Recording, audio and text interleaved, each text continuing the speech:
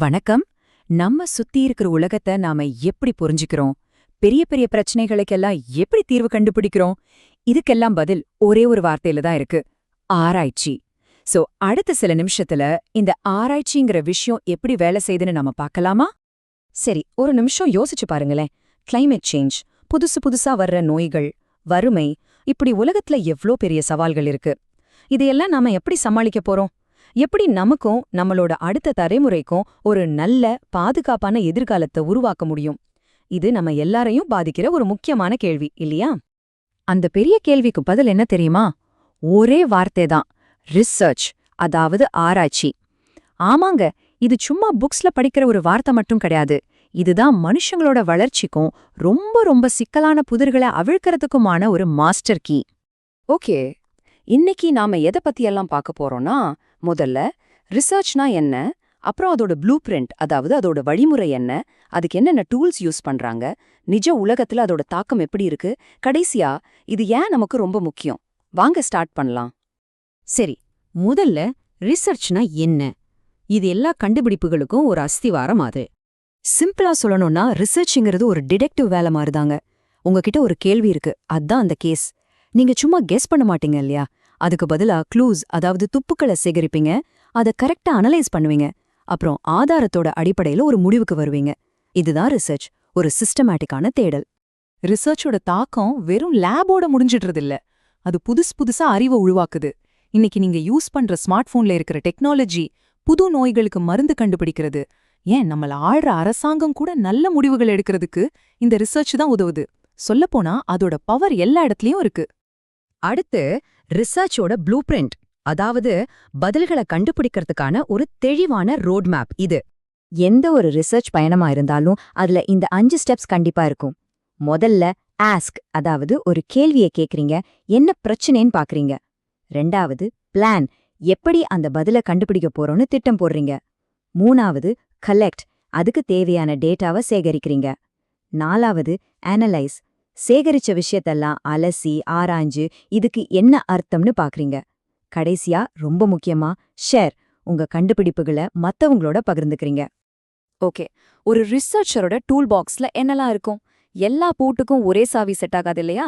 அதே மாதிரி தான் ஒவ்வொரு விதமான கேள்விக்கும் ஒவ்வொரு விதமான டூல்ஸ் தேவைப்படும். இதுல 2 முக்கியமான அப்ரோச் இருக்கு. ஒன்னு குவாலிட்டேட்டிவ், இன்னொன்னு குவான்டிடேட்டிவ். இப்போ ஏன் ஜனங்களுக்கு ஒரு குறிப்பிட்ட படம் பிடிச்சிருக்கு அப்படின்னு கேட்டா அது குவாலிட்டேட்டிவ். ஏன்னா இங்க நாம அவங்களோட உணர்வுகள், கருத்துக்களை ஆழமா புரிஞ்சுக்க ட்ரை பண்றோம். ஆனா எத்தனை பேர் இந்த படத்தை பார்த்தாங்க அப்படின்னு கேட்டா அது குவான்டிடேட்டிவ். இங்க நமக்கு தேவை நம்பர்ஸ், ஸ்டாட்ஸ். ஒன்னு ஆழத்தை பாக்குது, இன்னொன்னு அகலத்தை பாக்குது. சிம்பிள். இது மட்டும் இல்ல, இன்னும் நிறைய வகைகள் இருக்கு.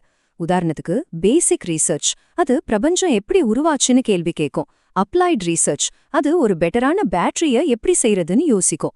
எக்ஸ்பெரிமெண்டல் ரிசர்ச், புது மருந்து வேலை செய்தான்னு டெஸ்ட் பண்ணி பார்க்கும். டிஸ்கிரிப்டிவ் ரிசர்ச், ஒரு ஊர்ல இருக்கிற வாக்காளர்களோட வயசு என்னன்னு விவரிக்கும். பாத்தீங்களா, ஒவ்வொன்னுக்கும் ஒரு தனி நோக்கம் இருக்கு. சரி, தியரி எல்லாம் போதும். இந்த ரிசர்ச் எல்லாம் நிஜ உலகத்துல எப்படி ஒரு பெரிய மாற்றத்தை கொண்டு வருதுன்னு இப்ப பார்க்கலாம். இங்கதான் அதோட உண்மையான மேஜிக்கே இருக்கு. மெடிசின், ஹெல்த் கேர் எடுத்துக்கோங்க. பல வருஷங்களா நடந்த ரீசர்ச்னால தான் இன்னைக்கு நோய்களை தடுக்கிற தடுப்பூசிகள், உயிரை காப்பாத்துற மருந்துகள் எல்லாம் நமக்கு கிடைச்சிருக்கு. இது வெறும் தியரி இல்ல, நிஜமாவே உயிரை காப்பாத்துற ஒரு விஷயம். இப்போ உங்க கையில இருக்கிற ஸ்மார்ட் போனை பாருங்க. அதுல இருக்கிற ஆர்டிஃபிஷியல் இன்டெலிஜென்ஸ், அதாவது ஏஐல இருந்து உங்க டேட்டாவை பாதுகாக்கிற சைபர் செக்யூரிட்டி வரைக்கும் எல்லாமே பல வருஷ ரீசர்ச்சோட விளைவுதான்.